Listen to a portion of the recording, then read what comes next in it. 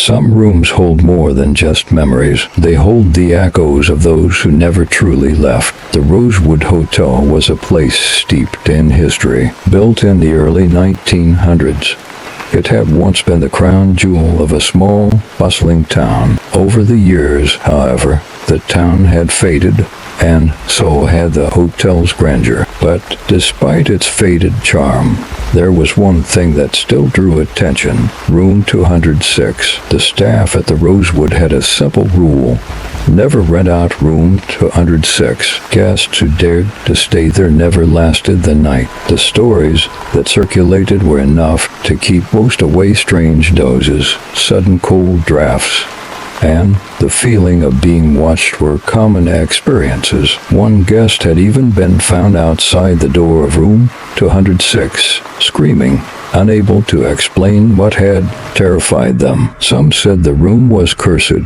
Others whispered it was haunted. No one knew the full story. It was simply accepted that Room 206 should remain locked and disturbed until the day an old woman arrived at the hotel. It was late in the afternoon when she arrived. Her appearance immediately caught the attention of the staff. She was elderly, with white hair tied neatly into a bun, dressed in an old-fashioned black coat that seemed to belong to another era. But what truly stood out was her eyes, sharp, penetrating, as though she could see into the souls of those around her. The receptionist, a young woman named Claire, greeted her with a polite smile. "Welcome to the Rosewood Hotel. How may I help you?" The old woman leaned on her cane, looking around the lobby with a nostalgic gleam in her eyes. "I'd like to rent a room for the night." "Of course. Do you have a preference for any specific room?" Claire asked as she opened the booking ledger. The old woman's face darkened slightly,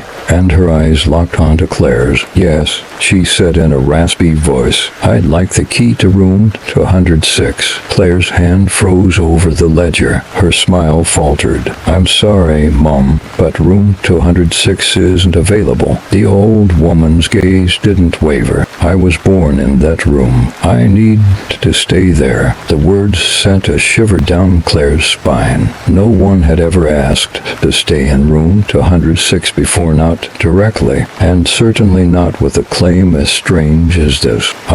I'll need to check with my manager," Claire stammered, excusing herself. She rushed into the back office, where the hotel's manager, Mr. Harris, was working on paperwork. "There's an old woman out there asking for Room 206, Claire said in a hushed voice. "She claims she was born there." Mr. Harris looked up, his brow furrowed. "Born in Room 206? Yeah, she's really insistent," Claire replied, glancing over her shoulder toward the lobby. Harris sighed. The room had been locked for years, but what harm could come from letting an old woman stay there for one night? "Give her the key, but keep an eye on her." Reluctantly, Claire handed the old woman the key to Room 206. Her hand trembled slightly as she placed the tarnished brass key in the woman's frail fingers. "Thank you," the woman whispered, a strange smile creeping across her lips.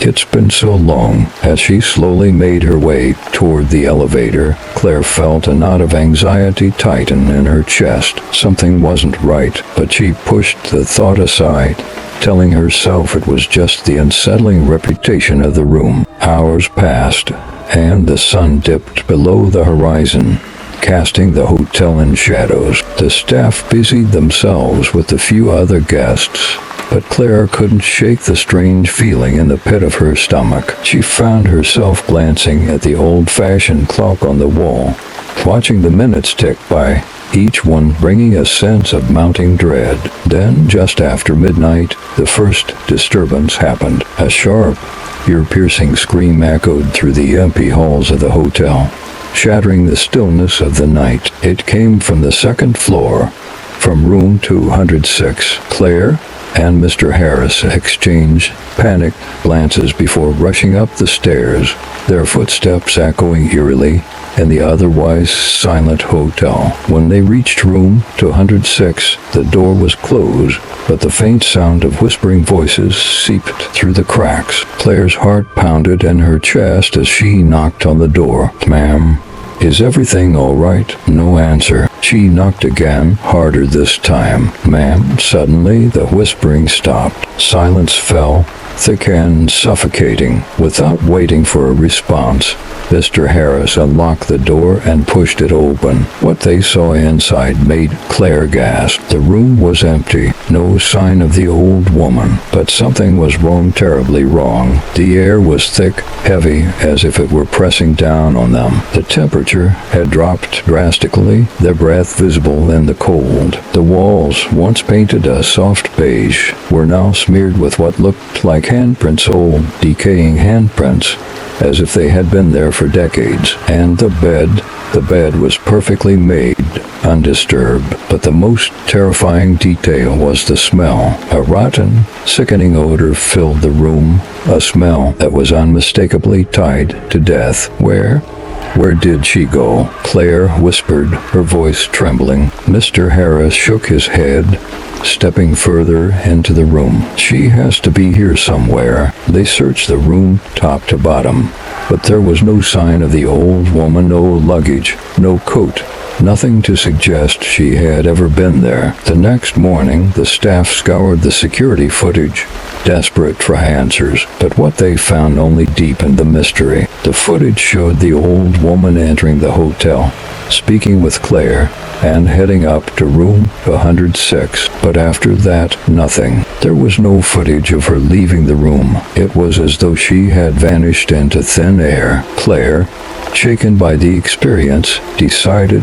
to dig deeper into the history of room 106. She spent hours in the town's dusty archives, searching through old records, until she found something chilling. A birth certificate dated nearly 100 years ago for a baby girl born in room 106. The mother's name was Eleanor Reeves. Claire's blood ran cold as she read the document. Eleanor Reeves had died in childbirth along with her baby. Both had been buried in the town's cemetery decades ago, but the name on the birth certificate matched the one the old woman had given when she checked in. Determined to find answers, Claire and Mr. Harris visited the town cemetery. There, among the overgrown headstones, they found it, a grave marked with the names Eleanor Reeves and her infant daughter. Both had died the same day, buried in the cool earth beneath the very room the old woman had